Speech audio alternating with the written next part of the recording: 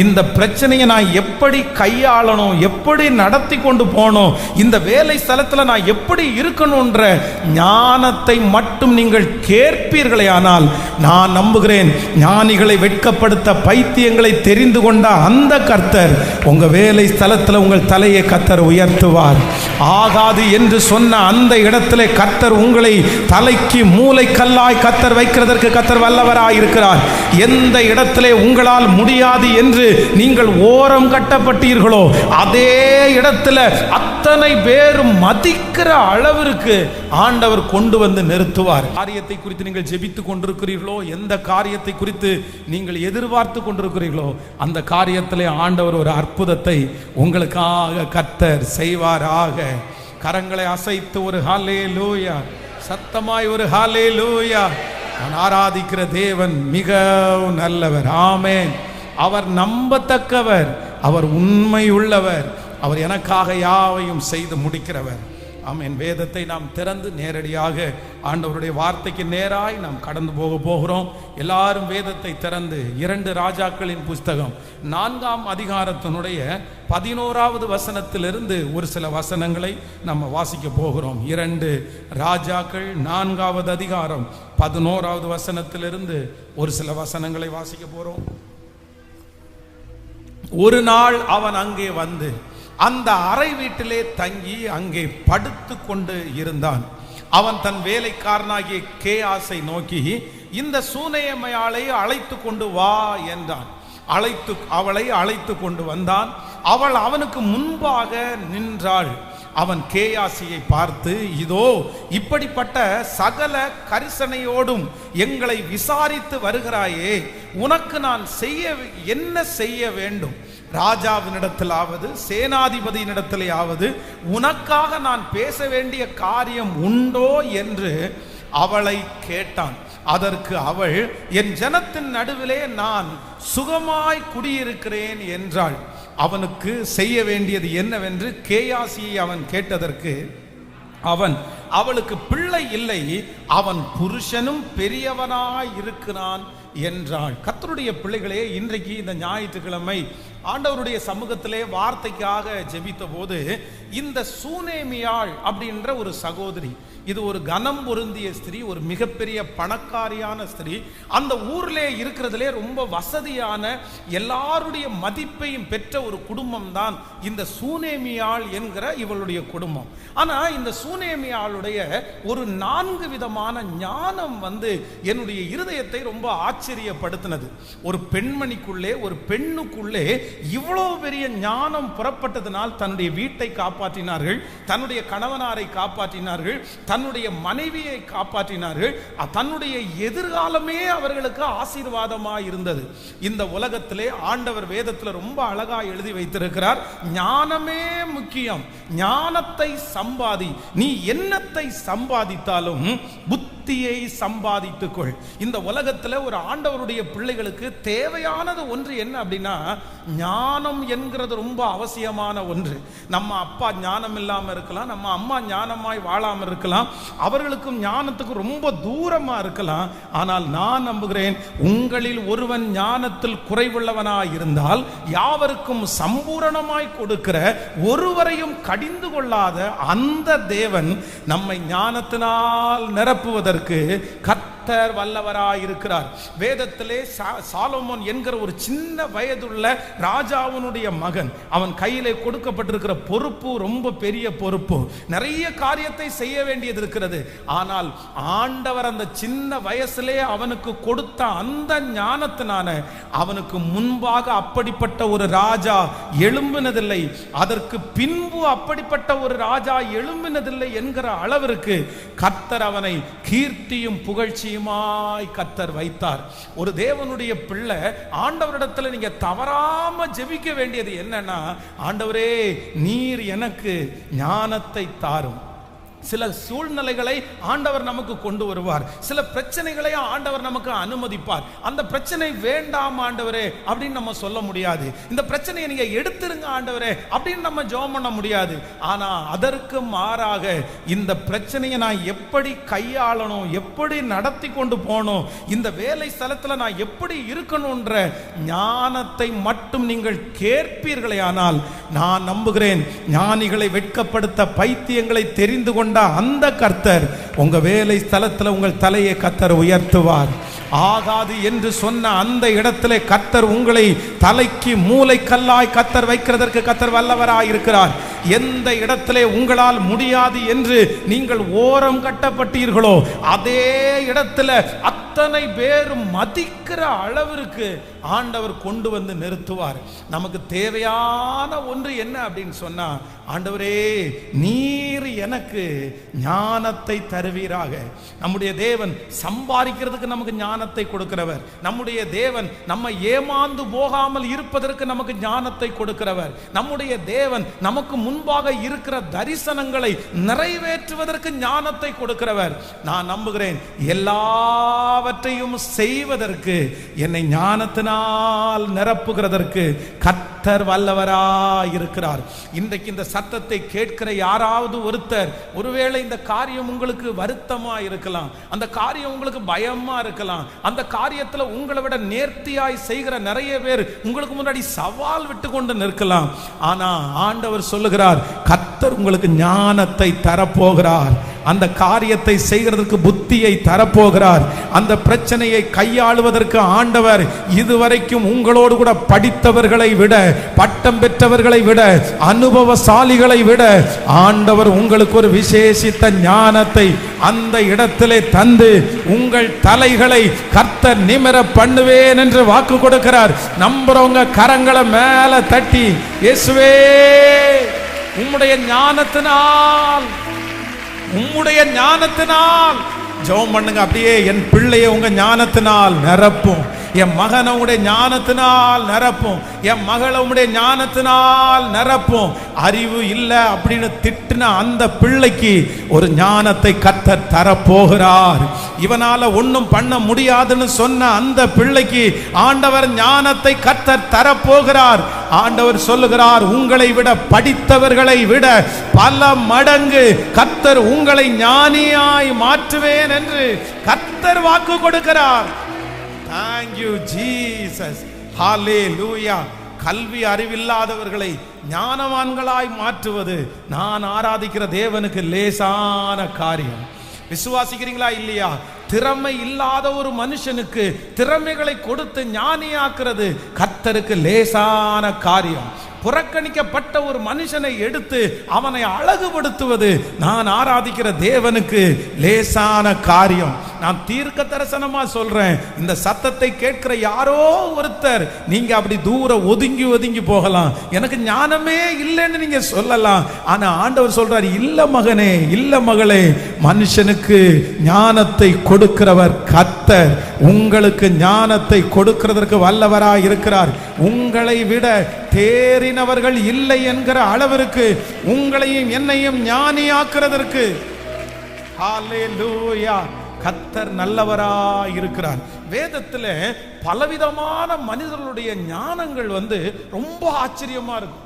அவங்க ஞானமா செய்கிறது. யோசேப்புனுடைய ஞானம் பார்த்தீங்கன்னா அவ்வளோ ஞானமாய் செயல்படுவார். அதே போல மோசே ஞானமாய் நடப்பார். இப்படி தேவனால் பயன்படுத்தப்பட்ட நிறைய பாத்திரங்கள் பாருங்க, சில சூழ்நிலைகளை ஞானமா தப்புவிப்பாங்க. நீங்க தாவீதை எடுத்து பாருங்க, எவ்வளோ பெரிய பராக்கிரமசாலி. ஒரு நாளில் சவுல் ராஜா, சவுலுக்கு முன்பாக, கோலியாத்திற்கு முன்பாக அவ்வளவு தைரியமா நின்னவன். ஆனா அந்நிய நாட்டு ராஜாவிடத்துல போறான் பாருங்க. தன்னை கொன்றுவாங்கன்னு முடிவு பண்ண உடனே அந்த இடத்துல எப்படியாவது தன்னுடைய உயிரை காப்பாத்திக்கணும், அந்த இடத்துல பாதுகாக்கணும். அதற்காக ஒரு பைத்தியக்காரனை போல நடிச்சு வாயில நுரை தள்ள வச்சு அழகா அந்த இடத்துல இருந்து எஸ்கேப் ஆகி வராரு. அந்த இடத்துல ஆண்டவர் இடத்துல கேள்வி கேட்கல. அந்த இடத்துல போய் கர்த்தர் என் கூட இருக்கிறார், ஆண்டவர் என் பட்சத்துல இருக்கும்போது எனக்கு விரோதமானவன் யான் அப்படின்னு எல்லாம் நிக்கல. அந்த சமயத்திற்கு ஏற்ற ஞானம், சமயத்திற்கு ஏற்ற ஞானம். சில இடத்துல ஆண்டவருடைய பிள்ளைங்க தீவிரமா அப்படி நிக்கலாம். தைரியமா நிக்கலாம், விசுவாசத்தோடு நிக்கலாம். ஆனா சில இடங்களெல்லாம் ஆண்டவருடைய பிள்ளைகள் அந்த இடத்திற்கு ஏற்றது போல, அதைத்தான் வேதம் சொல்லுகிறது, சமயத்திற்கு ஏற்ற வார்த்தையை கர்த்தர் உங்களுக்கு தருவதற்கு கல்விமானின் நாவை கர்த்தர் தந்திருக்கிறார். எல்லா பிரச்சனையும் நீங்க ஒரே போல நீங்க கையாள முடியாது, எல்லா சூழ்நிலையும் நீங்க ஒரே மாதிரி கையாள முடியாது. இதற்கு ஒரு மிகப்பெரிய உதாரணம் என்னன்னா மோசே. கர்த்தர் முதலாவதாக மோசேயை பார்த்து இந்த ஜனங்களுக்கு தண்ணீர் வேண்டும் என்று சொல்லும் போது ஆண்டவர் சொல்வாரு, இந்த கன்மலையை அடி தண்ணீர் வரும் ஆண்டவர் சொல்வாரு. உடனே அந்த கன்மலையை அடிக்கும் போது தண்ணீர் வரும். ஆனா இரண்டாவது விசை ஜனங்கள் முறுமுறுக்கும் போது ஆண்டவர் சொல்ற அந்த கன்மலையை அடிக்க சொல்ல மாட்டாரு, அந்த கன்மலையை பார்த்து ஆண்டவர் பேச சொல்லுவாரு. அப்போ கன்மலையை பார்த்து பேச சொல்லி அவன் அடிச்சுட்டான். ஏற்கனவே அவனுக்கு அடிச்சுதான் பழக்கம், அடிச்சுதான் தண்ணீர் வந்துச்சு. ஆனா இந்த டைமும் அந்த கன்மலையை பார்த்து பேச சொல்லி அவன் அடிக்கும் போது தண்ணீர் வந்துச்சு. ஆனா ஆண்டவர் ரொம்ப கோவப்பட்டாரு. அவனுக்கு பேச தானே சொன்னேன், நீ செய்யல, அதனால நீ கானான் தேசத்துக்குள்ள போக மாட்டேன்னு சொன்னார். அப்போ ஆண்டவருடைய பிள்ளைகளே, ஒவ்வொரு பிரச்சனைக்கும் நமக்கு ஒவ்வொரு விதமான ஞானம் தேவை. சில இடத்துல தாழ்ந்து போகிறது தான் ஞானம், சில இடத்துல தைரியமாய் நிற்கிறது தான் ஞானம், சில இடத்துல பேசாம இருக்கிறது ஞானம், சில இடத்துல பேசுவது தான் ஞானம், சில இடத்துல உட்காருகிறது ஞானம், சில இடத்துல விட்டுட்டு ஓடி போறது ஞானம். இது எல்லாவற்றையும் அந்தந்த நேரத்திற்கு மனுஷன் உட்கார்ந்து சொல்லி கொடுக்க முடியாது, இல்லைன்னா ஏற்கனவே இருக்கிற அனுபவத்தில் நம்ம செய்ய முடியாது. அது யாரு நடத்துவார்னா கர்த்தர் ஒருவரே நம்மை நடத்துவார். ஹல்லேலூயா. கைகளை அப்படியே மேல உயர்த்தி சொல்லுங்க, எனக்கு அந்த ஞானம் தேவை, சமயத்திற்கு ஏற்ற ஞானம் தேவை. சொல்லுங்க, ஆண்டவருடைய பிள்ளைகள் சொல்லுங்க, ஏசப்பா சமயத்திற்கு ஏற்ற ஞானம். வாலிப தங்கச்சிக்கு ஒரு ஞானம், வாலிப தம்பிக்கு ஒரு ஞானம், அந்த டைமுக்கு என்ன பண்ணணும்ன்ற ஞானம் எங்களுக்குள்ள வெளிப்படட்டும் ஆண்டவரே, வெளிப்படட்டும் ஆண்டவரே. அந்த சூழ்நிலைக்கு நான் என்ன செய்யணும்ன்ற ஞானத்தை கர்த்தர் எனக்கு தருவீராக ராஜா. ஆண்டவரே, பேச வேண்டிய நேரத்தில் மட்டும்தான் நான் பேசணும், பேசக்கூடாததுக்கு நான் பேசக்கூடாது. என்னுடைய ஞான குறைவினால் நான் எத்தனையோ இழந்துட்டேன், நான் எத்தனையோ நஷ்டப்பட்டுட்டேன், நான் எத்தனையோ ஏமாந்துட்டேன், நான் நிறைய ஆசீர்வாதத்தை தவற விட்டுட்டேன். ஆனா இன்னைக்கு பாஸ்டர் செய்தி கொடுத்துட்டே இருக்கும்போது ஒரு மகிமை என் மேல கடந்து வந்து, இனி என்னுடைய ஞான குறைவினால் எதையுமே நான் இழக்காதபடிக்கு, சொல்லுங்க, என் பிள்ளை இழக்காதபடிக்கு இப்பொழுது அந்த பரலோக ஞானத்தினால் எங்கள் பிள்ளைகள் ஒவ்வொரு வரையும் நீர் நிரப்புகிறதற்காய் ஸ்தோத்திரம், ஸ்தோத்திரம், ஸ்தோத்திரம். ஆண்டவருக்கு ரொம்ப பிடிக்கும் நீங்க ஜெபிக்கிற ஜெபத்துல. ஆண்டவருக்கு ரொம்ப பிடிச்ச ஜெபம் என்னன்னா, நீங்க ஞானத்தை கேட்டீங்கன்னா ஏசப்பாவுக்கு ரொம்ப பிடிக்கும். நீங்க ஏமாறுறது ஆண்டவருக்கு விருப்பம் இல்லை, நீங்க கைகட்டி நிற்பது ஆண்டவருக்கு விருப்பம் இல்லை, நீங்க துக்கத்தோட அந்த காரியத்தை விடுறது ஆண்டவருக்கு விருப்பம் இல்லை. ஆண்டவர் நம்மளை ஞானமாய் நடப்பதற்கு ஏசப்பா பிள்ளைங்க ஞானிகளா தான் இருக்கணும். ஆமென். எத்தனை பேர் ஆமோதிக்கிறீர்கள்? உலகத்திலே இருக்கிற ஒளியின் பிள்ளைகளை விட நீங்களும் நானும் எப்படி இருக்கணும்னா ஞானமா இருக்கணும். ஒளியின் பிள்ளைகள் எவ்வளவு ஞானமா இருக்காங்க, எவ்வளவு ஞானமா இருக்காங்க. ஒரு இடத்துல ஒரு அட்வான்ஸை கொண்டு போய் கொடுக்க, ஒரு காசு, ஒரு 70 ரூபான்னு வச்சுக்கலாம் அந்த பொருள். அப்போ அந்த 70 ரூபா பொருளை இன்னும் செஞ்சு கொடுக்கல, அதனுடைய அட்வான்ஸ் கொடுக்க போறோம். அப்போ அந்த 70 ரூபாய் வாங்குற அந்த பர்சன் சொல்றாரு, 70 ரூபாவும் நீங்க தந்துடுறீங்களா, 70 ருபீஸே நீங்க கொடுத்துறீங்களா அப்படின்னு சொல்லும்போது என் கூட அந்த பிரதர் சொல்றாரு, பாஸ்டர் 70 ரூபாயும் கொடுக்க வேண்டாம், 40 ரூபாய் இல்லைன்னா 30 ரூபாய் கொடுங்க, மற்றதை அவங்க செஞ்சு முடிச்சதுக்கு அப்புறம் நம்ம கொடுத்துடலாம். உதாரணத்துக்கு 70 ரூபான்னு சொல்றேன். அப்போ ஏன் அப்படி சொல்றீங்க பிரதர்? அவர் தான் நம்பிக்கைக்குரியவராச்சே, அவர் தான் பண்ணி கொடுத்துறேன்னு சொல்லிட்டாரு, என்னைக்குனாலும் நம்ம தானே காசு கொடுக்கணும், இன்னைக்கு அந்த காசு நம்மகிட்ட இருக்குல்ல, கொடுத்துட வேண்டியதானே.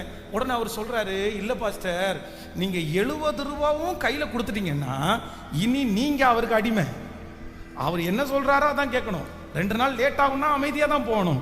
ஆனா அதே நேரத்தில் 30 ரூபா அவருடைய கையில இருந்து 40 ரூபா உங்க கையில இருந்துச்சுன்னா அவர் செஞ்சு முடிச்சுட்டு உங்களை கூப்பிடுவாரு, இல்லைன்னா நீங்க தான் அவரை கூப்பிட வேண்டியது இருக்கும். அதனால நீங்க என்ன வாருங்கன்னா, அட்வான்ஸ் மட்டும் கொடுங்க பாஸ்டர், அது போதும், அது முடிச்சதுக்கு அப்புறம் நம்ம கொடுத்து வாங்கிக்கலாம்.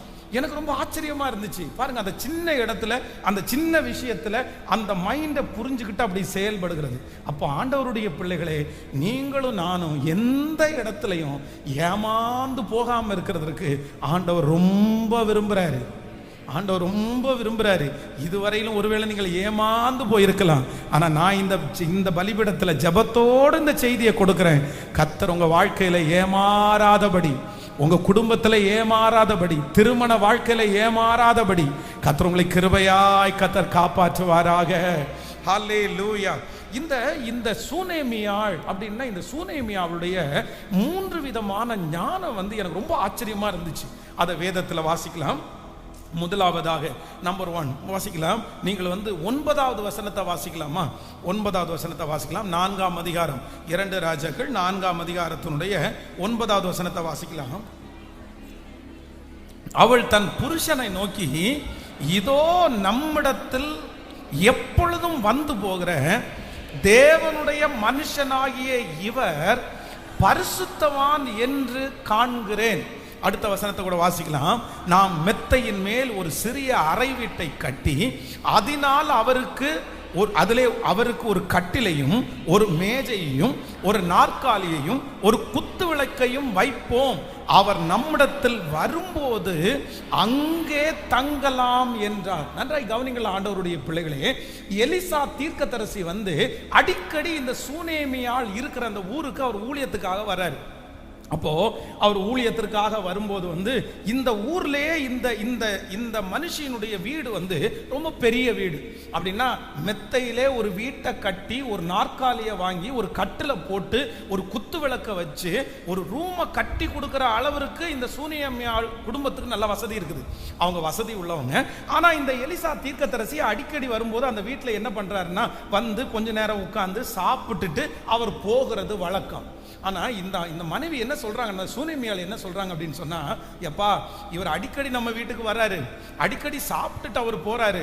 ஆனா நான் என்ன பண்றேன் அப்படின்னு சொன்னா, அடிக்கடி நம்மிடத்தில் வந்து போகிற இந்த தேவனுடைய மனுஷன் யார் அப்படின்னு பார்க்கிறேன் அப்படின்னு சொன்னா, பரிசுத்தவான் என்று காண்கிறேன்.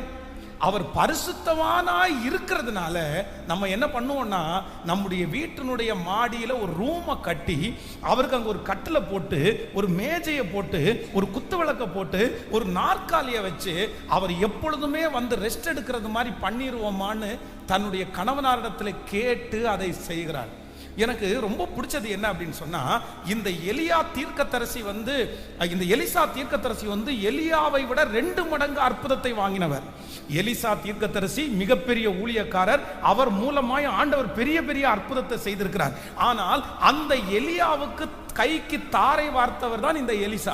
இப்ப இந்த எலிசா இந்த எலியா எடுத்துக்கொள்ளப்படும் போது உனக்கு என்ன வேணும்னு கேட்டா, உங்களிடத்திலே இருக்கிற வரம் எனக்கு 2 மடங்கு வேணும்னு கேட்கிறார். அதனால இப்ப எலிசாவை விட எலியா 2 மடங்கு அதிகமான அபிஷேகம் பெற்றவர். அவருடைய துண்டுல அற்புதம் நடக்குது, அவர் நடக்கும்போது அற்புதம் நடக்குது, அவர் வாயை திறந்த அற்புதம் நடக்குது, அவர் அடிக்கடி வருகிறார், பரிசுத்தவானா இருக்கிறார், அவர் நல்ல செய்தி கொடுக்கிறார். ஆனா இந்த சூனேமியாள் அற்புதத்தை பார்த்து வீடு கட்டி கொடுக்கல, அற்புதத்தை பார்த்த உடனே வீடு கட்டி கொடுக்கல, இல்லைன்னா அவருடைய செய்தியை கேட்ட உடனே வீடு கட்டி கொடுக்கல, அவர் அடிக்கடி தன்னுடைய வீட்டில் தங்குறதுனால வீடு கட்டி கொடுக்கல, அவர் நல்ல ஊழியம் செய்கிறார் என்கிறதற்காக அவர் ரூம் கட்டி கொடுக்கல. அவங்க அந்த இடத்துல ஒன்னே ஒன்று கண்டுபிடிக்கிறார். என்ன கண்டுபிடிக்கிறார் அப்படின்னா, அடிக்கடி நம்மிடத்தில் வந்து போகிற இவர் பரிசுத்தவான் என்று காண்கிறேன், பரிசுத்தவான் என்று காண்கிறேன். இந்த ஜெபத்தில் இருக்கிற ஒவ்வொரு ஆண் மகன்களுக்கும் ஒவ்வொரு பிரதருக்கும் நான் சொல்ற ஒரு மிகப்பெரிய ஆலோசனை என்ன தெரியுமா? உங்களை பார்க்கிற ஒரு பெண்மணி, நீங்க வேலை செய்கிற இடத்துல இருக்கிற ஒரு பெண்ணு, நீங்க பழகுகிற இடத்துல இருக்கிற ஒரு பெண்மணி உங்களை நல்லா சம்பாதிக்கிற சாரு அப்படின்னு சொல்றது உங்களுக்கு பெருமை இல்லை. இல்லைன்னா இந்த சார்ட்ட ரொம்ப காஸ்ட்லியான கார் இருக்குது அப்படின்னு சொல்றது பெருமை இல்லை. இல்லைன்னா இந்த சார் பயங்கரமான டேலண்ட் பர்சன் அப்படின்னு சொல்றது அல்ல. உங்களை பார்த்து என்ன சொல்லணும் அப்படின்னு சொன்னா, எந்த பெண்மணியும் உங்களை பார்த்து இவர் ஒரு பரிசுத்தவான் அப்படின்னு சொல்ற அந்த சொத்தை நீங்க சம்பாதிக்கணும், அந்த இடத்துல நீங்க இருக்கணும். இவர் ஹோலி. நீங்க பெண்களை சாதாரணமா நீங்க நினைச்சிடாதீங்க, சும்மா என்னமோன்னு நினைச்சிடாதீங்க. இந்த உலகத்திலேயே சில மனிதர்களை அவங்க ஜாலியா பேசலாம், சிரிக்கலாம், அவங்க சிரிக்கிறத வச்சு, ஜாலியா பேசுறத வச்சு, அவங்க வந்து உங்கள்கிட்ட வந்து சோசியலிசமா இருக்கிறத வச்சு அவங்கள நீங்க முடிவு பண்ணிட முடியாது. அவங்கள முடிவு பண்ணிட முடியாது. நான் நம்புறேன் உங்களுடைய வாழ்க்கையிலேயே அவங்க உங்களை எங்க பார்ப்பாங்க அப்படின்னு சொன்னா, நான் பேசுகிற இந்த பர்சன் பரிசுத்தவானா, பரிசுத்தவானா, பரிசுத்தவான் என்கிற ஒரு லிஸ்ட்ல நீங்க வந்துட்டீங்கன்னு வச்சுங்களேன், அதற்கு பிறகு வந்து அந்த பெண்ணுடைய நம்பிக்கை நீங்க சம்பாதிக்க முடியும். அதே நேரத்தில் அவர்கள் உங்களை ஒரு உன்னதமான இடத்துல அவங்க வச்சிருவாங்க. ஒவ்வொரு ஆண் மக்களும் உங்களை அன்பாய் கேட்கிறேன், ஒரு பெண்ணிடத்திலே நீங்கள் சம்பாதிக்க வேண்டியது ஒண்ணு என்ன தெரியுமா? இதுவரைக்கும் நீங்க தவறி இருக்கலாம், இதுவரைக்கும் அநேக இடத்துல இதை குறித்து நீங்க ஒரு கெட்ட சாட்சியை நீங்க ஏறெடுக்கலாம். ஆனா ஒண்ணு நீங்க நினைச்சுக்கோங்க, இன்னைக்கு ஒரு தீர்மானம் எடுங்க. என்ன தீர்மானம் அப்படின்னா, உங்களோடு கூட வேலை பார்க்குறவங்க, உங்களோடு கூட படிக்கிறவங்க, உங்களோடு கூட பழகுற ஒரு பெண்ணிடத்துல நீங்க வந்து ஒரு பேரை நீங்க சம்பாதிச்சிடணும். ஒரு பேரை நீங்க சம்பாதிச்சிடணும். என்ன பேர் சம்பாதிச்சிடணும் அப்படின்னு சொன்னா, இவர் பரிசுத்தவான், இவர் பரிசுத்தவான், இவர் பரிசுத்தவான், இவர் பரிசுத்தவான். இந்த பேரை உங்களால சம்பாதிக்க முடியுமா? இந்த பேரை நீங்க சம்பாதிச்சிட்டு இருக்கிறீங்களா? உங்களுடைய பார்வை, உங்களுடைய பேச்சு, உங்களுடைய வாட்ஸ்அப் மூலமாய் நீங்கள் அனுப்புகிற செய்தி, இது எல்லாம் எந்த அளவுக்கு இருக்குது? எந்த அளவுக்கு இருக்குது? இந்த இடத்துல தீர்க்கதரிசியை வேதம் சொல்லுகிறது, அவங்க என்ன பண்றாங்கன்னா டெஸ்ட் பண்றாங்க. அவருடைய வெளி தோற்றத்தை வைத்து அவருக்கு வந்து ரூம் கட்டி கொடுக்கல, அவருடைய வெளி ஊழியத்தை வைத்து அவருக்கு உதவி செய்யறதுக்கு விரும்பல. முதல்ல அவங்க என்ன கண்டுபிடிக்கிறாங்கன்னா, அவர் பரிசுத்தவானா, அவர் பரிசுத்தவானா. ஒரு உண்மையான ஒரு தேவனுடைய பிள்ளைக்கு இருக்க வேண்டிய முதல் ஞானம் என்ன அப்படின்னு சொன்னா, சுத்தி இருக்கிற எல்லாவற்றையும் பார்க்கிறதை விட ஒரு மனுஷனை நம்புறதுக்கு முன்னாடி, உங்க கூட இருக்கிறவங்களை நம்புறதுக்கு முன்னாடி, அவர் கார் வச்சிருக்கிறாருன்னு இல்ல, பைக் வச்சிருக்கிறாருன்னு இல்ல, என்ன நீங்க கண்காணிக்கணும் அப்படின்னு சொன்னா, அவர் பரிசுத்தவானா அப்படின்றத நீங்க பார்க்கணும். வாலிப தம்பி தங்கச்சிக்கு ஒரு நல்ல எச்சரிப்பை சொல்றேன். உன் வாழ்க்கையில வந்து சில நேரத்தில் வந்து உன்னுடைய வாழ்க்கை துணையை நீ தேர்ந்தெடுக்கும் போது, இல்ல யாரையாவது ஒருத்தர் நீ விரும்பிட்டு இருக்கல, இல்ல பேசிட்டு இருக்கிறன்னா கூட, உன்னுடைய வாழ்க்கையில உன்னை பார்த்து நான் சொல்றேன், உன் ஸ்கூல்ல ஃபர்ஸ்ட் ரேங்க் அவன் எடுக்கிறவரா இருக்கலாம், இல்லைன்னா நீ படிக்கிற காலேஜ்ல வந்து அவன் கோல்டு மெடலிஸ்டா இருக்கலாம், யாரா வேணாலும் இருக்கலாம், அவன் வர கார் ரொம்ப காஸ்ட்லியா இருக்கலாம். ஆனா நீங்க கண்டுபிடிக்க வேண்டியது என்ன தெரியுமா? அந்த பர்சன் வந்து பரிசுத்தவானா, பரிசுத்தவானா. இன்றைக்கு உங்களிடத்துல பேசுகிற அந்த பர்சன் இன்னொரு இடத்துல நாளைக்கு பேச மாட்டார்ன்றதுக்கு என்ன இருக்குது? இன்னைக்கு உங்கள்கிட்ட இப்படி பழகிற அந்த பர்சன் இன்னொருத்த இடத்துல நாளைக்கு பழக மாட்டாங்கன்றது நீங்க எதை வச்சு சொல்ல முடியும்?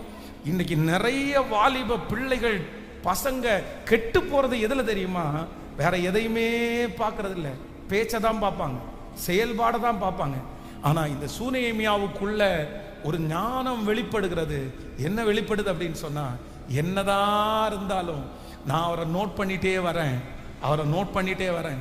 அவர் பாயை திறந்து தீர்க்க தரிசனத்தை சொன்ன உடனே அவ்வளவுதான், இவர் பெரிய ஊழியக்காரரு, பெரிய ஊழியக்காரரு. இன்னைக்கு நிறைய பேர் நஷ்டப்படுறது எதனால தான் நஷ்டப்பட்டிருக்காங்க தெரியுமா? கிறிஸ்தவர்கள் நிறைய பேர் பாதிக்கப்படுகிறது உலகத்திலே இருக்கிறவர்களாலே அல்ல, கிறிஸ்தவர்களால தாங்க பாதிக்கப்படுறாங்க. சர்ச்சுக்கு வர்றவங்களால தாங்க பாதிக்கப்படுறாங்க. ரொம்ப அழகா பேசுறாங்க, கத்தர் கத்தர்னு பேசுறாங்க, ஆண்டவருடைய அற்புதத்தை பேசுறாங்க. சிலருடைய சாட்சியை கேட்டா அவ்வளோ பிரமிப்பா இருக்கும், அவ்வளவு சாட்சியை சொல்றாங்க. ஆனா உள்ளுக்குள்ள அவ்வளவு வஞ்சகத்தை வச்சு ஏமாத்தி எத்தனை பேர் ஏமாறுறாங்க தெரியுமா? ரொம்ப ஜாக்கிரதை. இன்னைக்கு இந்த போட்டோ எடுக்கிறதுக்கு நிறைய பேருக்கு ஆசை, தப்பு இல்லை. நீங்க வந்து ஒரு ஊழியக்காரனோட சேர்ந்து போட்டோ எடுக்கிறது, தெரிஞ்சவங்களோட சேர்ந்து போட்டோ எடுக்கிறது, இதெல்லாம் வந்து ஒரு எவிடன்ஸ். என்னைக்காவது ஒரு நாள் அது உனக்கு நமக்கு சந்தோஷமா இருக்கும் அந்த போட்டோஸ் எல்லாம்.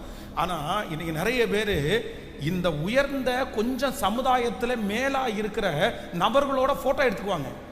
எதுக்கு போட்டோ எடுத்துக்குவாங்க அப்படின்னு சொன்னா, யாரையாவது ஒருத்தரை பார்க்கும்போது இந்த போட்டோவை காமிச்சு என்ன சொல்லுவாங்க தெரியுமா?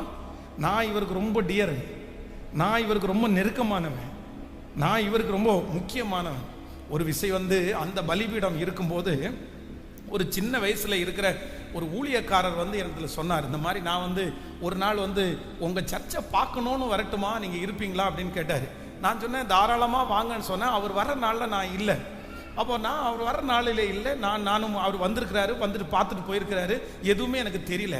ஒரு 7-8 நாள் தாண்டி ஒருத்தர் வந்து எனக்கு வந்து ஒரு ஃபோட்டோ அனுப்பினார். என்ன போட்டோ அனுப்பினாருன்னா, போட்டோவில் கீழே சொல்லியிருந்தாரு, பாஸ்டர் இவருக்கு உங்க திருச்சபையில எப்போ நீங்க பிரசங்கம் பண்ற வாய்ப்பை கொடுத்தீங்க அப்படின்னு கேட்டிருந்தாரு. அந்த போட்டோவை பார்த்தா இதே பலிபீடத்துல அவர் மைக்க பிடிச்சிட்டு ஹல்லேலூயா அப்படின்னு சொல்ற மாதிரி ஒரு போட்டோ, அவர் ஜெபம் பண்றது மாதிரி ஒரு போட்டோ, கையை விரிக்கிறது மாதிரி ஒரு போட்டோ. அவர் என்ன பண்ணிட்டார் அப்படின்னு சொன்னா, நான் இல்லாத டைமே இங்க வந்து பலிபீடத்துல நின்று ஒரு பையனை கையோட ஒரு கேமராமேனை கூட்டிட்டு வந்து ஃபுல்லா போட்டோ எடுத்து ஃபேஸ்புக்லயும் அவர் ஃபேஸ்புக்லயும் இன்ஸ்டாகிராம்லயும் போட்டு விட்டார். என்ன போட்டிருக்காருன்னா, அதுல பாஸ்டர் பென்ஸை அவங்களுடைய திருச்சபையை மீட் பண்ணது அது உண்மை பொய்யையும் சொல்லாம உண்மையும் சொல்லாம. சிலர் அவ்வளவு டெக்னிக்கா இருப்பாங்கல்ல, நான் பாஸ்டர் பென்ஸ் அவருடைய அந்த திருச்சபைக்கு போய் பார்த்தது எனக்கு ரொம்ப சந்தோஷமா இருக்குன்னு அதுல போட்டிருக்காரு. ஆனா பாக்குறவங்க எல்லாம் கீழே என்ன கமெண்ட் பண்ணிருப்பாங்கன்னா, பரவாயில்ல அங்க ஆண்டவர் கூட்டிருந்தாரா, அங்க உங்களை பயன்படுத்தி இருக்கிறாரா, ரொம்ப சந்தோஷம். ஆனா இங்க அவர் பயன்பட்டது எங்கன்னு நினைக்கிறீங்க? கேமராவுக்கு முன்னாடி மட்டும்தான் பயன்பட்டாரு, வேற எதுக்குமே பயன்படலை. அப்போ என்ன அப்படின்னு சொன்னா, இன்றைக்கு இருக்கிற நிறைய மனிதர்களுக்கு ஒருவேளை அவங்க பைபிளே எடுத்துட்டு வந்தாலும், அவங்க பிரசங்கமே பண்றவங்களா இருந்தாலும், அவங்க மூலமா பிசாசு துரத்தப்பட்டாலும், அவங்க மூலமா அற்புத அடையாளங்கள் நடத்தப்பட்டாலும், ஒரு தேவனுடைய பிள்ளை அவங்கள பார்க்க வேண்டிய முதல் ஞானம் என்ன தெரியுமா? அவங்க பரிசுத்தவான்களா, அவங்க பரிசுத்தவான்களா? இந்த பார்வை நீங்கள் பிள்ளைகளை திருமணம் பண்ணி கொடுக்கும் போது கூட அப்படிதான். உங்க பிள்ளைக்கு ஒரு பொண்ணை எடுக்கும் போதோ பையனை எடுக்கும் போது கூட அப்படிதான். ஒரு மனுஷனுடைய வாழ்க்கையில ஒன்னே ஒண்ணு மட்டும் கடைசி வரைக்கும் நிற்கும். எது நிற்கும் அப்படின்னு சொன்னா, பணம் இருக்கிறவனோட வாழ்ந்துட முடியும்னு நினைக்காதீங்க. ஆனா பரிசுத்தம் உள்ள ஒரு பர்சனோட கண்டிப்பாக கடைசி வரைக்கும் வாழ முடியும். உங்க மனைவி பரிசுத்தம் உள்ள மனைவியா இருப்பாளே ஆனால், உங்களுடைய கணவனார் பரிசுத்தமுள்ள ஒரு கணவனா இருப்பாரானால், நான் நம்புறேன் அவர் ஒண்ணுமே பண்ணாட்டா கூட பரிசுத்தம் சகல ஆசீர்வாதங்களையும் நிச்சயமாய் கொண்டு வந்து சேர்க்கும். இந்த உலகத்திலே கடினமான ஒன்று பரிசுத்தமாய் வாழ்வதுதான். அப்படிப்பட்ட பரிசுத்தமான வாழ்க்கையை வாழ்வதற்கு முயற்சி எடுக்கிறவர்கள் எங்கிருந்தாலும் நிச்சயமாய் ஆசீர்வதிக்கப்படுவார்கள். கைகளை அசைத்து ஒரு ஹல்லேலூயா, கைகளை அசைத்து ஒரு ஹல்லேலூயா. பக்கத்துல கையை பிடிச்சு சொல்லுங்க, ஃபர்ஸ்ட் ஞானம் பரிசுத்தவான்களா என்று கண்டுபிடிக்கிறது தான் ஞானம். ஆமோதிக்கிறீர்களா? நீங்க பழகிறவங்க, நீங்க பேசுகிறவங்க, நீங்க நம்புறவங்க, நீங்க பணம் கடன், சிலர்லாம் பணத்தெல்லாம் கடன் வாங்கி கொடுக்குறாங்க, கடைசியில் ஏமாந்து போய் நிற்கிறாங்க. அவ்வளவு வருத்தமா இருக்குது பாருங்க. காரணமே இல்லாம இவங்க சாப்பிடாம இவங்க செலவு பண்ணாம வாங்குற பணத்தை எல்லாம் இன்னொருத்தருக்காக கடன் கட்டுறது அப்படின்றது எவ்வளவு மன வருத்தத்துக்குரிய செயல். எப்படி கஷ்டமா இருக்கும். இந்த சத்தத்தை கேட்கறவங்க கூட யாரோ ஒருத்தர் அப்படி இருக்கலாம். பாஸ்டர், இன்னொருத்தர் ஏமாத்திட்டு போன கடனை நான் கட்டிட்டு இருக்கிறேன் பாஸ்டர். இன்னொருத்தருக்கு ஜாமீன் நின்று இன்னைக்கு ஏமாத்திட்டு போயிட்டார், நான் கடனை கட்டிட்டு இருக்கிறேன் பாஸ்டர். ஆண்டவருடைய பிள்ளைகளை ஒன்று நினைத்துக் கொள்ளுங்கள், யார் உங்களிடத்துல கடன் கேட்டாலும் இன்னொருத்தரிடத்துல இருந்து கடன் வாங்கி கொடுக்கிற அளவுக்கு இயேசுவை விட பெரிய இறக்க குணம் உள்ளவர்களா மாறாதீங்க. உங்கள்கிட்ட ஒருத்தங்க கேட்கிறாங்களா, உங்களால முடியுமா? 1000 ரூபாய் கேட்கிறாங்களா, ஆனா உங்கள்கிட்ட 100 ரூபாய் இருக்கா, 100 ரூபாய் கொடுங்க. எங்கிட்ட இப்ப இவ்வளவுதான்ப்பா இருக்குது, எங்கிட்ட இவ்வளவுதான்ப்பா கொடுக்க முடியும், இதுக்கு மேல உங்களுக்கு கொடுக்கணும் அப்படின்னா அப்படி கொடுங்க. ஆனா நீங்க ஜாமீன் நின்று ஐயோ நல்லவராச்சே, ஐயோ இப்படி ஆயிடுச்சே, நீங்க அவருக்காக பரிதாபம் பார்த்து இந்த இடத்துல அவர் நிக்க வேண்டிய இடத்துல நீங்க நின்னுட்டீங்கன்னா, நான் நம்புறேன் யாரா இருந்தாலும் அவர்கள் ஏமாற்றி விட்டால் உங்களால சமாதானமா வாழ முடியாது. உங்க கிறிஸ்தவ வாழ்க்கையே நிலைகுலைஞ்சு போயிடும். நிறைய ஆண்டவர் பிள்ளைகள் மேல நீங்க வச்சிருக்கிற நம்பிக்கை எடுபட்டு போயிடும். அதனால தயவு செய்து உதவி செய்யுங்க, தப்பு இல்லை. இறக்க குணம் உங்களுக்கு இருக்கட்டும், தப்பு இல்லை. ஆண்டவர் நன்மை செய்கிறவராய் சுற்றி தெரிந்தார். ஆனா நீங்க பாதிக்கப்படுற அளவிற்கு நாளைக்கு அந்த மனுஷன் குறுக்கே திரும்பிட்டான்னா நீங்க பாதிக்கப்படுகிற அளவிற்கு எந்த கமிட்மெண்ட்ல நீங்க சிக்காதீங்க. அப்படிப்பட்ட ஒரு கமிட்மெண்ட் உங்களுக்கு தேவையில்லை. அப்படி அவங்க தப்பா நினைச்சிட்டு போறாங்க, அப்படி அவங்க நம்மளை வெறுத்துட்டு போறாங்க. அப்படி ஒரு ரிலேஷன்ஷிப், அப்படி ஒரு ஃப்ரெண்ட்ஷிப் கண்டிப்பாக நமக்கு அவசியமே இல்லை. நான் நம்புறேன் ஒரு தேவனுடைய பிள்ளை வந்து உதவி தேவைப்படுகிறவர்களுக்கு ஆண்டவரை குறித்து சொல்லி உதவி கொடுக்கிற கண்மலைக்கு நேராக தான் நீங்க நடத்தணும். உதவி செய்கிற தேவனுக்கு நேராக தான் நடத்தணும். ஆனா நீங்க குறுக்கு வழியில நின்னுட்டு நீங்க ஒரு நாள் அவங்களுக்கு என்ன பண்ணிடக்கூடாதுன்னா, நீங்க கிறிஸ்துவா மாறிடக்கூடாது, நீங்க இயேசுவா மாறிடக்கூடாது. நீங்க அவர்களுடைய வாழ்க்கையிலே எல்லா தேவைகளையும் உங்களால சந்திக்க முடியாது. சிலருக்கு நான் எல்லாரையும் சொல்லல, சிலருக்கு ஒரு எண்ணம் இருக்குது. என்ன அப்படின்னு சொன்னா, எவ்வளவுதான் நீங்க தூக்கி விடுங்க, எவ்வளவுதான் நீங்க கொடுங்க, அவங்களால மேல வரவே சொல்லுங்க மேல வர. இந்த திருச்சபையில இருக்கிற யாருமே அந்த கேரக்டர்ல இருக்காதீங்க, கேரக்டர்ல இருக்காதீங்க. அவள் என்ன கொடுங்க, என்ன சப்போர்ட் பண்ணுங்க, அவங்க அப்படியே தான் இருப்பாங்க. நம்மகிட்ட எப்படி கை நீட்டுறாங்களோ அப்படிதான் இன்னொருத்தரையும் கை நீட்டுவாங்க, அப்படிதான் 10 பேர்ட்டையும் கை நீட்டுவாங்க. ஆனா வாலிப தம்பிகளுக்கு தங்கச்சிகளுக்கு சொல்றேன், ஆண்டவர் உங்களுக்கு உதவி அனுப்புவார் மகன். உங்களுக்கு நீங்க ஏறி போகிறதுக்கு சில ஏணி படிகளை ஆண்டவர் உங்களுக்கு தருவாரு. ஆனா நீங்க ஒண்ணு நினைக்கணும், அவ்வளவுதான், முடிஞ்ச வரைக்கும் கூடுமான வரைக்கும் அந்த டைமிங் மட்டும்தான். அதற்கு பிறகு நீங்க யாரை தான் சார்ந்து கொள்ளணும்னா, கர்த்தர் ஒருத்தரை மட்டும்தான் சார்ந்து கொள்ளணும், தேவன் ஒருவரை மட்டும்தான் சார்ந்து கொள்ளணும். ஏன்னா உங்களை நிவர்த்தியாய் நடத்துகிறது, உங்களை பெருக பண்ணுகிறது கர்த்தரை தவிர வேற யாரும் உங்களை எட்டாத உயரத்துல கொண்டு போய் நிறுத்த முடியாது. இன்னொருத்தர் இப்ப பாருங்க, ஒருத்தருக்கு குழந்தையே இல்லை, அவங்களுக்கு நிறைய சொத்து இருக்குதுன்னு வச்சுங்களேன். அப்போ சிலருடைய ஐடியா என்ன அப்படின்னு சொன்னா, இவங்களுக்கு வந்து சொத்தே இல்ல, இவங்க என்ன பண்ண போறாங்க, நம்ம அவங்க வீட்டுல போய் அடாப்ட் ஆகி நம்ம அவங்க வீட்டுல போய் அவங்களுடைய தேவைக்காக நீங்க போய் உதவி செய்கிறதா தப்புன்னு சொல்லல.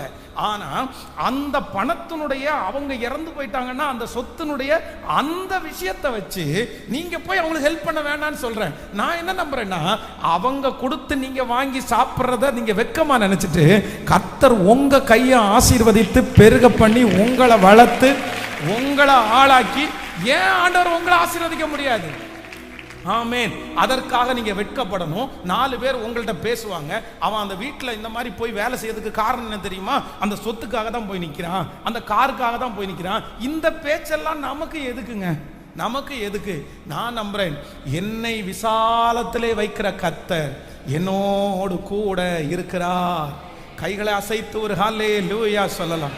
என் கைகளை போருக்கும் என் விரல்களை யுத்தத்திற்கும் படிப்பிக்கிற கண்மலையாகிய கர்த்தர் இந்த கையை, பொத்தலான இந்த கையை ஆசீர்வாதமான கையாய் மாற்ற முடியும். எதிர்பார்க்கிற இந்த கையை ஆசீர்வாதமான கையாய் மாற்ற முடியும். என்னை பெருக பண்ணுவதற்கு என் தேவனுக்கு லேசான காரியம். என்னை பலப்படுத்துகிற கிறிஸ்துவினால் எல்லாவற்றையும் செய்ய எனக்கு பலன் உண்டு. ஹல்லேலூயா. கைகளை அசைத்து ஒரு ஹல்லேலூயா. ஸோ ஃபர்ஸ்ட் ஞானம், என்னுடைய வீட்டில் அவரை கொண்டு வச்சு மொட்டை மாடியில் ஒரு ரூமை கட்டி கொடுத்துட்டு வரும்போதெல்லாம் என் வீட்டில் தங்க வைக்கிறதுன்னா அவருக்கு கண்டிப்பாக ஒரு குவாலிட்டி வேணும். என்ன குவாலிட்டி வேணும்னா, அவர் பரிசுத்தவான் என்று நான் டெஸ்ட் பண்ணினதுக்கு பிற்பாடு தான் என் வீட்டு மாடியில் அவருக்கு இடம். அவர் சாப்பிட்டுட்டு போட்டோம், அவர் ரெஸ்ட் எடுத்துட்டு போட்டோம், அவர் 3வது மனுஷனா இருந்துட்டு போட்டோம். பிரதர் சிஸ்டர், உங்க வாழ்க்கையில சில மனிதர்கள் வந்து சாப்பிட்டுட்டு போட்டோம், வந்து அவங்களுக்கு உதவி எல்லாம் நடக்கட்டும், எல்லாம் நடத்துங்க. ஆனா இன்டெப்தா உங்களுடைய வாழ்க்கையிலே சில ஆலோசனை கேட்கிற அளவிற்கு, உங்களுடைய வீட்டுக்குள்ள விடுற அளவிற்கு, உங்க வீட்டில் தங்க வைக்கிற அளவிற்கு ஒரு பர்சனை நீங்க அலோவ் பண்ணும்போது அந்த மனுஷனுக்கு என்ன குவாலிட்டி இருக்கணும் அப்படின்னு சொன்னா, அந்த மனுஷனுக்கு என்ன குவாலிட்டி இருக்கணும் அப்படின்னு சொன்னா, சத்தமா சொல்லுங்க. இன்னைக்கு இந்த ஜபத்தில் இருக்கிற யாராவது ஒருத்தர் நீங்க உள்ள அவ்வளவு டீப்பா இல்ல அவ்வளவு இதுவா உங்களுடைய வீட்டில் யாரையாவது நீங்க அனுமதிச்சீங்கன்னா நீங்க செக் பண்ணுங்க. ஒருவேளை அவர்களுக்குள்ள அந்த பரிசுத்தம் இல்லை அப்படின்னு சொன்னா, தயவு செய்து அவர்கள் நமக்கு அவசியமானவர்கள் அல்ல. நம்முடைய ரகசியங்களை பகிர்ந்துக்கிறோம் அப்படின்னு சொன்னா, நீங்க 100% பகிர்ந்துக்காம இருக்க முடியாதுன்னு நான் சொல்லல. ஆனா நம்முடைய ரகசியங்களை சொல்லுகிற ஒரு மனுஷனுக்கு கண்டிப்பா என்ன இருக்கணும் அப்படின்னா, ஒரு குவாலிட்டி இருக்கணும். குவாலிட்டியே இல்லாத துன்மார்க்கத்தில் திரிகிற அசுத்த வாழ்க்கையிலே வாழ்கிற ஒரு பர்சன் இடத்துல நீங்க அவ்வளவு டீப்பா இருந்தீங்கன்னா, அவ்வளவு காரியத்தை கொடுத்தீங்கன்னா, கண்டிப்பா சொல்றேன், உங்களுடைய பிசினஸ்ல நீங்க பெரிய வெற்றியை அடைய முடியவே முடியாது. அடைய முடியவே முடியாது. இந்த ஞானத்தை யார் எனக்கு தருகிறவர் என்றால் கர்த்தர் ஒருவரே உங்களுக்கு தருகிறவர். கையெல்லாரும் உயர்த்தி சொல்லுங்க பார்க்கலாம். இந்த சூனேமியாளுடைய முதல் ஞானம் எனக்கு வரட்டும் ஆண்டவரேன்னு கேளுங்க. சத்தத்தை உயர்த்தி கேளுங்க. யாராவது ஒருத்தர் ஒருவேளை என்ன டெஸ்ட் பண்ணாங்கன்னா, நான் அந்த லிஸ்ட்ல இருக்கணும் ஆண்டவரே. பரிசுத்தவான் என்ன பார்க்கிறவங்க, என்ன சுத்தி இருக்கிறவங்க ஒருத்தர் சாட்சி சொல்லணும். இங்க அடிக்கடி வந்துட்டு போறாரு, இந்த சர்ச்சில் இந்த இடத்துல உட்கார்ந்து இருக்கிறாரு, இந்த மனுஷன் இந்த மனுஷி பரிசுத்த வாட்டின்னு பார்க்கிறேன். பரிசுத்தவான் என்கிற வார்த்தை, அந்த வார்த்தையை நான் சம்பாதிக்கிறதற்கு ஆண்டவர் எனக்கு கிருபை தருவீராகன்னு கேளுங்க பார்க்கலாம் முழு பலத்தோடு. ஸ்தோத்திர ஆண்டவரே. சொல்லுங்க, அப்பா பார்த்து, இயேசுப்பா அந்த கிருபை எனக்கு உண்டாகட்டும். முழு பலத்தோட சொல்லுங்க, ஆண்டவரே அந்த கிருபை எனக்கு தருவீராகப்பா. கேளுங்க, ஆண்டவரிடத்துல கேளுங்க, அப்பா அந்த அந்த ஞானம் எனக்கு வெளிப்படட்டும். நான் அப்படிப்பட்டவர்களை அப்படி இல்லாதவங்களை நான் டீப்பா ஒரு நாள் கூட என்னுடைய ரகசியங்களை சொல்லி கொடுக்கிறதுக்கு, என்னுடைய ஆண்டவரே என்னுடைய ஆள் காரியத்திற்கு கண்டிப்பா நான் பயன்படுத்தாதபடி கர்த்தர் எனக்கு கிருபையை பாராட்டும்.